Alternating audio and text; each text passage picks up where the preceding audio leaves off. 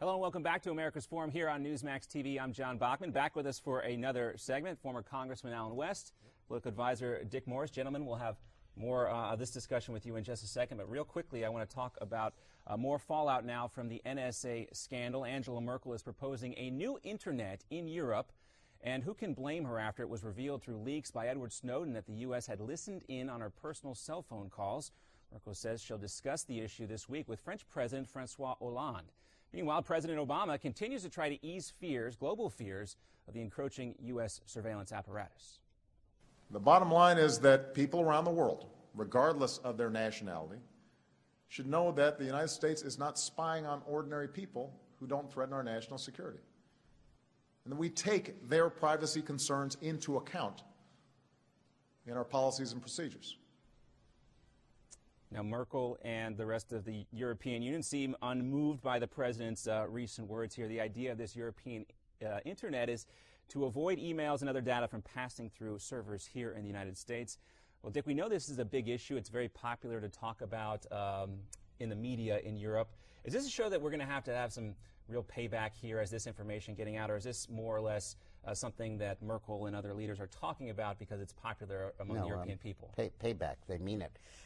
Yesterday there was a revelation by Snowden that the NSA tapped the phones of a law firm that represented Indonesia in a trade dispute with the United States. Is that national security? Is that terrorism? And the point is that the NSA and the Obama administration and the Bush administration approached this issue with blinders. Their sole issue was the most effective surveillance possible. They didn't look at the ancillary effect. And now the United States, which has derived enormous advantage from being the global center of the Internet, the global cop through whom all the exchanges go, the switchboard, now has so abused that power that we're about to lose it. Yeah, it's scary. And Alan, on the other hand, there have been folks that said, Merkel's maybe playing coy here, feigning this outrage that we were listening in on her calls. What's your take on that position? Well, these are the unintended consequences. You just had Victoria Nuland with her little misspeaking about, blank the EU. This is an opportunity for them to take advantage of a situation to promote, Europe having their own control and not trusting the United States of America. And it's very interesting because you go back and you remember back when he was running for president and the big crowd that he had in Berlin and everyone was cheering. And now there's a level of distrust that our European allies have with us that is unconscionable. Because of these leaks, because of this perception, and perception can lead to reality, and I think that's what this administration is dealing with. There's an even more significant danger here. There was proposed a UN oversight of the Internet, pushed largely by India, Brazil, Russia, and China, and they met in Dubai over July to discuss UN governance of the Internet, and Google and the other suppliers refused to participate or be involved, and the thing collapsed.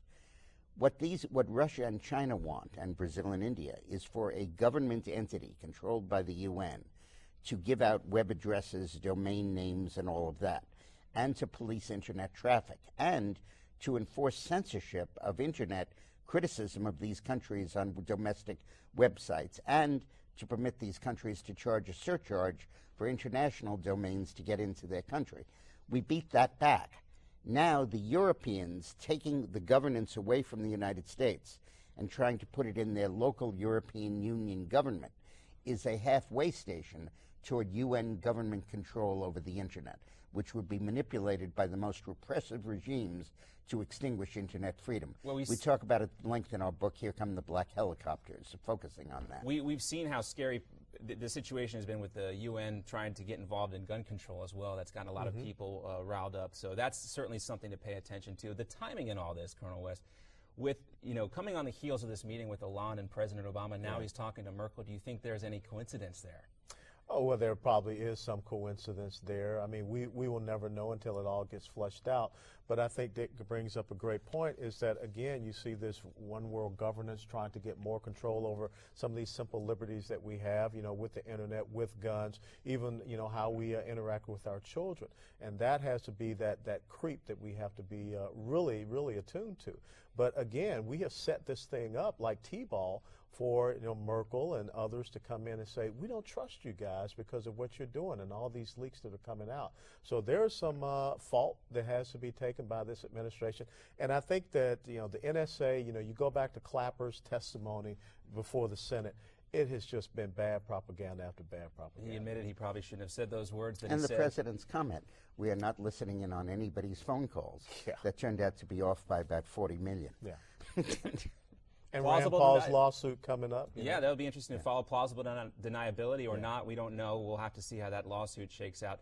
Another interesting story that we're following here, 3,000 Americans. 3,000 Americans have now turned over their passports over the course of the last year. They lined up at embassies around the world and ditched their U.S. citizenship. The number is a dramatic spike, triple of what it has been the past 5 years. What forces are behind this spike, guys? Can you imagine ever turning over your U.S. passport?